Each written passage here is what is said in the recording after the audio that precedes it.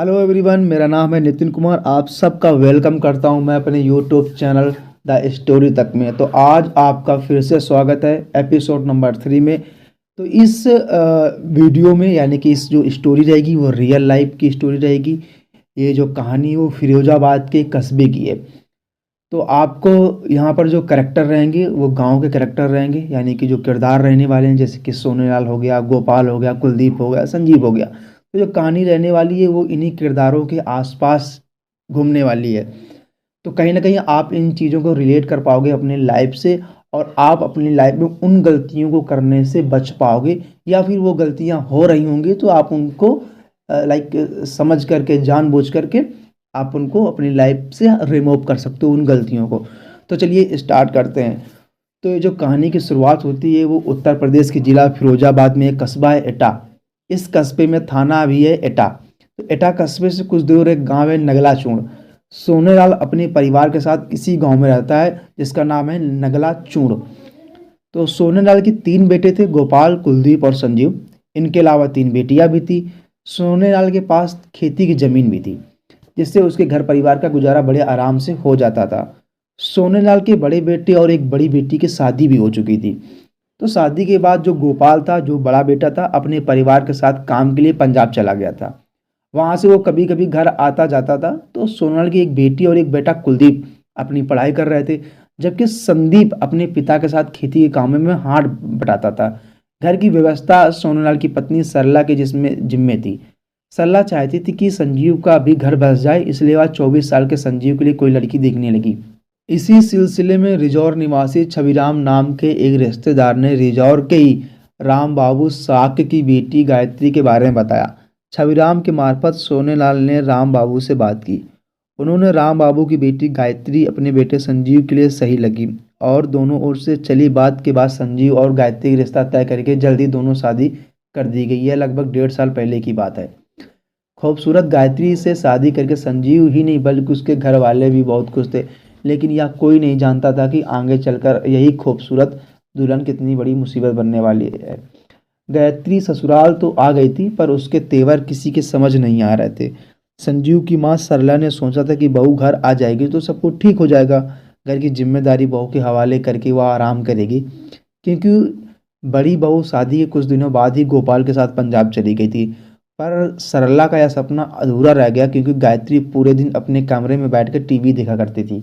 TV से फुर्सत मिल जाती तो वह मोबाइल पर लग जाती। वह काफ़ी काफ़ी देर तक किसी से बातें करते रहती थी।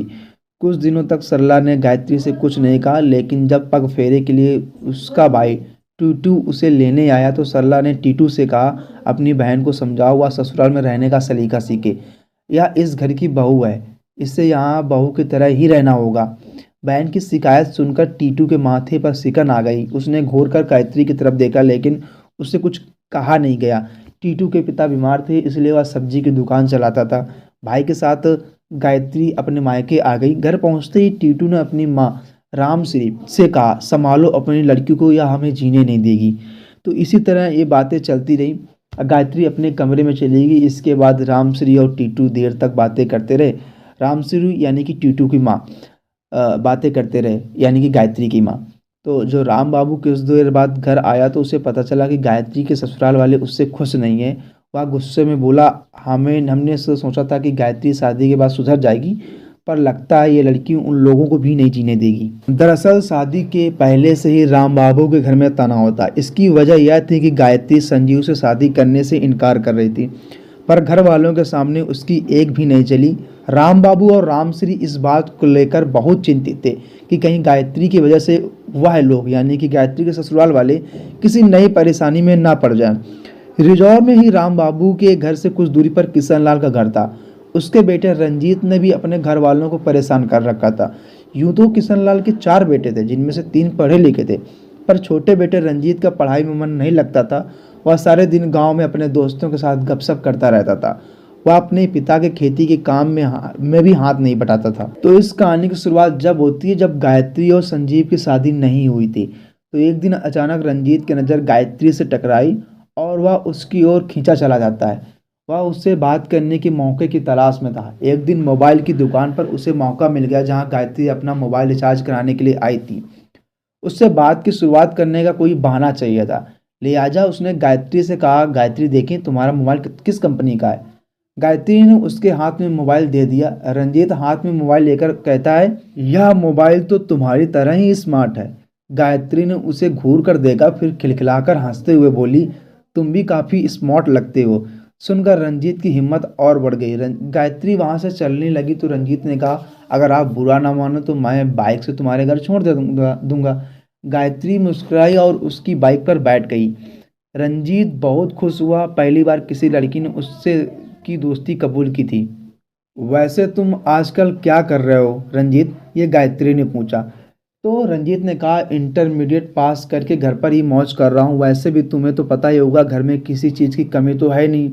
जब जिम्मेदारी आएगी तब देखा जाएगा। गायत्री, क्या तुम अपना मोबाइल नंबर दे सकती हो, ये रंजीत ने कहा। हाँ, क्यों नहीं। तुम मुझे अपना मोबाइल नंबर बताओ, मैं मिस्ड कॉल देती हूँ। गायत्री बिना किसी झिझक के बोली। बाइक चलाते चलाते रंजीत ने उसे अपना नंबर बता दिया।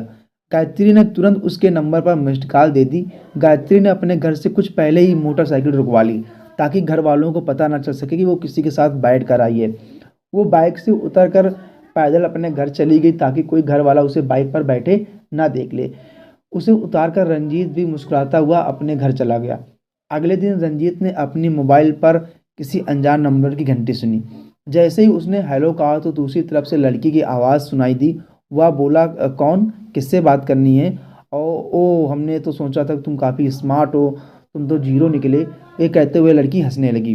रंजीत समझ गया कि वह गायत्री है। रंजीत मन ही मन बहुत खुश हुआ और वह सफाई देते हुए बोला, सॉरी गायत्री, मैं समझा कि किसी और का फ़ोन है। अब मैं तुम्हारा मोबाइल नंबर सेव कर लूँगा।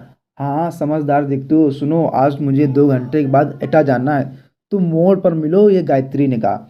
रंजीत निर्धारित समय से पहले ही पहुंच गया था। उसके कुछ देर बाद गायत्री भी आ गई। उस दिन से रंजीत और गायत्री के बीच नज़दीकियां बढ़ने लगी। दोनों ही लोगों की नज़रों से छिपकर मिलने लगे। लेकिन लॉक छिपाने के बाद ऐसी बातें छिपती नहीं हैं। गांव के किसी आदमी ने गायत्री को रंजीत की बाइक पर बैठे देखा तो उसने राम बाबू को यह बात बता दी। राम बाबू काफ़ी परेशान हो गया। वो परेशान होकर के घर गया। घर आकर उसने गायत्री से पूछताछ की तो उसने इस बात से इनकार कर दिया। राम बाबू ने सोचा शायद पड़ोसी से कोई गलत फहमी हो गई हो। लेकिन अब गायत्री सतर्क हो चुकी थी। उसका और रंजीत का प्यार परवाने चढ़कर बोलने लगा था। अपनी मुलाकातों के दौरान प्रेमी युगल भविष्य के सपने बुनने लगा था। हालांकि दोनों की जात एक थी, पर रंजीत ना कोई काम धंधा करता था, ना ही उसकी कोई छवि अच्छी थी। गायत्री अच्छी तरह जानती थी कि घर वाले उसके रिश्ते को स्वीकार नहीं करेंगे। दूसरी ओर दोनों की इश्क की खबरें लोगों तक पहुंचने लगी थी। लोग दोनों के बारे में खुसर फुसर करने लगे थे। लोगों ने राम बाबू से शिकायत की कि उसे अपनी बेटी पर कंट्रोल करना चाहिए। लोगों की बात सुनकर वह परेशान हो गया, जबकि गायत्री यही कहती कि लोगों को तो बातें बनाने की आदत होती है, फालतू में उसे बदनाम कर रहे हैं। लेकिन एक दिन गायत्री और रंजीत ने रात को मिलने का फैसला किया। गायत्री के घर के सभी लोग सो चुके थे। देर रात को रंजीत उसके यहाँ पहुंच गया। गायत्री बाहरी गेट खोल करके उसे अंदर ले आई, पर वह दिन उन दिन के मुलाकात के लिए ठीक नहीं रहा। उस रात गायत्री के भाई टीटू की तबीयत ठीक नहीं थी। वह टॉयलेट जाने को उठा तो देखा मेन गेट की कुंडी खुली हुई थी और उसे कुछ शक हुआ। तो उसने गायत्री के कमरे में झांक कर देखा तो गायत्री वहां भी नहीं थी। वह टॉयलेट जाने के बजाय तेजी से गेट खोलकर बाहर आया। तभी कोई व्यक्ति छत से कूदकर भाग गया। टीटू भागकर अंदर आया तो देखा गायत्री कमरे में थी। तू कहाँ गई थी, टीटू ने उससे पूछा। मैं तो यहीं थी भैया। क्यों, क्या हुआ, आप कुछ परेशान से दिख रही है, गायत्री ने कहा। टीटू की समझ में कुछ नहीं आ रहा था कि सच क्या है। कुछ देर पहले गायत्री कमरे में नहीं थी। किसी के छत से कूदने की आवाज़ भी उसने सुनी, पर देखा किसी को भी नहीं था। क्या उसे भ्रम हुआ था, पर बाहरी दरवाजे की कुंडी भी खुली हुई थी। उसकी समझ में कुछ नहीं आ रहा था। वहाँ से चुपचाप चला गया। टीटू के चले जाने से गायत्री ने राहत की सांस ली। वह जानती थी अगर भाई ने रंजीत को देख लिया होता तो उसकी खैर नहीं थी। अगले दिन उसने रंजीत को फ़ोन कर सारी बातें बता दी और सतर्क रहने को कह दिया। इधर टीटू को लगने लगा था कि कुछ तो है वो जो नहीं देख पा रहा है, जबकि लोग देख रहे हैं। बैंड पर उसका शक पक्का होने लगा था। अब वह गायत्री पर गहरी नज़र रखने लगा था। गायत्री भी मन ही मन डर रही थी। इधर टीटू ने एक दिन माँ से कहा कि वह बहन को लेकर काफ़ी चिंतित थे। अगर कोई ऊंच नीच हो गई तो हम कहीं के नहीं रहेंगे। लेकिन माँ ने कहा ऐसी कोई बात नहीं है, गायत्री ऐसी लड़की नहीं है। एक दिन टीटू ने खुद गायत्री को रंजीत के साथ देख लिया। वह उसके साथ बाइक पर थी। टीटू जब घर आया तो उसने देखा गायत्री घर पर ही थी। उसने उससे पूछा कि अभी कुछ देर पहले वह कहाँ थी। गायत्री ने कहा कि मैं अपने सहेली के घर गई थी। टीटू को लगा कि वह झूठ बोल रहा है, लिहाजा उसने उसकी पिटाई कर दी और कहा आइंदा अगर मैंने तुझे किसी के साथ देखा तो जान से मार दूंगा। माँ को भी लगने लगा कि गायत्री कुछ तो गड़बड़ कर रही है। जब देखो तब बाहर भागने की कोशिश करती है। इसलिए माँ ने भी उससे कहा आज से तेरा घर से बाहर जाना बंद। अब घर का काम सीख वरना ससुराल जाकर हमारी बेइज्जती कराएगी। मैं क्या कैदी हूँ माँ जो मुझे बांध कर रखोगी? आखिर मैंने किया क्या है? गायत्री ने कहा। टीटू ने उससे कसकर तमाचा जड़ दिया। तू क्या समझती हम अंधे हैं? गायत्री रोती हुई कमरे में चली गई और उसने मौका देकर रंजीत को सारी बातें बता दी। उसने कहा कि जल्द ही जल्द कुछ सोचो वरना ये लोग हमें अलग कर देंगे। अगले दिन टीटू ने रंजीत को रास्ते में रोक कर कहा तू गायत्री का पीछा करना छोड़ दे वरना बुरा होगा। रंजीत ने टीटू को समझाने की कोशिश की, उसे शायद कोई गलत फहमी हुई है। इधर रंजीत ने प्रेमिका से मिलने का एक उपाय खोज लिया। उसने केमिस्ट से नींद की गोलियां खरीद कर गायत्री को देते हुए कहा वह रात के खाने में कुछ गोलियां मिला दिया करे, फिर दोनों बेखौफ होकर मिला करेंगे। गायत्री ने अब रात का खाना बनाने की जिम्मेदारी ले ली। इसके बाद जब वो अपनी प्रेमी से मिलने का प्रोग्राम बना लेती थी तो खाने में नींद की गोलियां मिला देती थी। पूरा परिवार गोलियों के असर से गहरी नींद में सो जाता था। लेकिन सुबह जब वे लोग उठते तो सबका सिर भारी होता था। एक दिन गायत्री की माँ रामश्री की रात को नींद खुल गई। उस दिन माँ ने गायत्री को रंजीत को रंगे हाथों पकड़ लिया। इस पर घर वाले ने गायत्री की पिटाई कर दी। इसके बाद गायत्री के लिए रिश्ते की तलाश होने लगी। आखिरकार उन्होंने गायत्री की शादी संजीव से करके राहत की सांस ली। हालांकि गायत्री ने इस शादी का विरोध किया था लेकिन घर वालों ने उसकी एक भी नहीं सुनी थी। बेटी की शादी के बाद सब निश्चिंत थे लेकिन शादी के बाद भी गायत्री के संबंध रंजीत से बने रहते थे। एक दिन रंजीत उसके ससुराल भी पहुंच गया। गायत्री ने उसे अपने दूर का रिश्तेदार बताया। ससुराल वालों ने भी मान लिया लेकिन बाद में दूर के इस रिश्तेदार का कुछ ज़्यादा ही आना जाना होने लगा तो ससुराल वालों ने आपत्ति जताई। गायत्री नहीं चाहती थी कि यह बात मायको वाले तक जाए, अतः उसने अपना पुराना फार्मूला अपनाया। वह ससुरालियों को भी रात के खाने में नींद की गोलियां देने लगी। इस तरह वह ससुराल में भी बेखौफ इसके लड़ाती थी रही। गायत्री ये जानती थी कि वह हमेशा ऐसा नहीं चल सकता। अब संजीव को भी उस पर शक होने लगा। उसने साफ शब्दों में कहा अगर अब कभी भी रंजीत को घर में देखा तो बुरा होगा। अब गायत्री पर ससुराल में भी लगाम लगना शुरू हो गई थी तो वह परेशान उठी।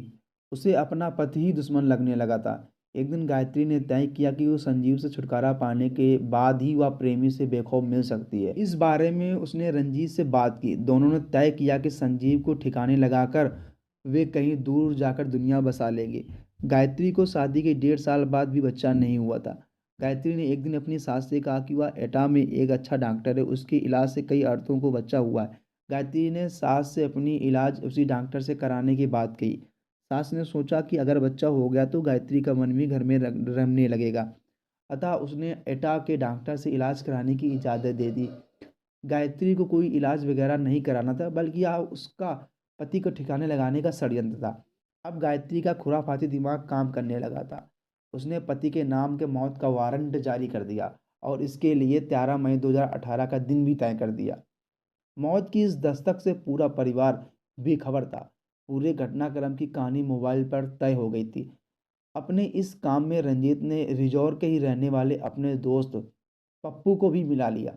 13 मई को गायत्री अपने पति संजीव के साथ बाइक पर निकली। उसने प्रेमिका के रंजीत को अपने एटा जाने की सूचना दे दी। रंजीत अपने दोस्त राजेश के साथ रिजॉर्ट से एटा पहुंच गया, यानी कि उर्फ पप्पू। इसके बाद न तो बहू न ही बेटा वापस घर लौटे। शाम तक जब तक दोनों घर नहीं लौटे थे तो पूरा परिवार चिंतित हो गया। उन्होंने एटा थाने के थाना प्रभारी जितेंद्र सिंह के भदौरिया को सूचना दे दी और अपने सभी रिश्तेदारों से फोन द्वारा पूछा। गायत्री घर वालों को भी बता दिया था। दोनों का फोन भी स्विच ऑफ आ रहा था। रो रो कर बुरा हाल था। इधर मायके वाले भी परेशान थे कि कहीं गायत्री ने ही कुछ नहीं कर डाला। गायत्री और संजीव के गुम होने की सूचना अन्य थानों को भी दे दी गई थी। 18 मई 2018 को रिजौर के चौकीदार रमेश को किसी ने बताया कि कुरीना दौलतपुर मोड़ के पास जैन फार्म हाउस के खेत में एक युवक की लाश पड़ी है। चौकीदार ने तुरंत इस सूचना की सूचना थी रिजौर के थाना प्रभारी जितेंद्र सिंह के भदौरिया को दे दी। थाना प्रभारी तुरंत मौके पर पहुंचे। उन्होंने वहां एक युवक की लाश मिली जिसकी गला रेत कर हत्या कर दी गई थी। मौके पर काफ़ी भीड़ इकट्ठा हो गई थी, लेकिन शव को कोई नहीं पहचान पाया। कुछ दूरी पर पुलिस को एक मोबाइल मिला जिसमें मिले नंबर पर कॉल की गई तो पता चला कि मोबाइल रंजीत नंबर के व्यक्ति का है। लेकिन उसके परिवार वालों ने जब लाश को देखा तो कहा कि उनका यह बेटा नहीं है। जब लाश रंजीत की नहीं थी तो उसका मोबाइल वहां पर क्यों मिला, यह बात कोई नहीं समझ पा रहा था। इसी बीच सोशल मीडिया पर लाश का फोटो वायरल हो गया तो सोनेलाल ने एटा थाने में संपर्क किया तो पता चला कि जैन फार्म हाउस रिजॉर्ट में मिलने वाली लाश उन बेटे संजीव की है। संजीव के घर वाले समझ गए कि जरूर इस हत्या में गायत्री का हाथ है। उन्होंने रिजौर थाना प्रभारी को सारी बातें बता दी। गायत्री का भाई और पिता रिजौर आए। उन्हें विश्वास नहीं हो रहा था कि गायत्री ऐसा कर सकती है। मौके पर संजीव की बाइक भी बरामद हुई, लेकिन गायत्री का कोई अता पता नहीं था। रिजौर थाना प्रभारी ने मुखबिरों का जाल फैला दिया। पुलिस को गायत्री और रंजीत के पता चलने के बाद उन दोनों को सजा दी गई। अगर आपको ये स्टोरी अच्छी लगी हो तो कमेंट बॉक्स में ज़रूर बताएं। चलिए मिलते हैं नेक्स्ट वीडियो में, जब तक के लिए धन्यवाद।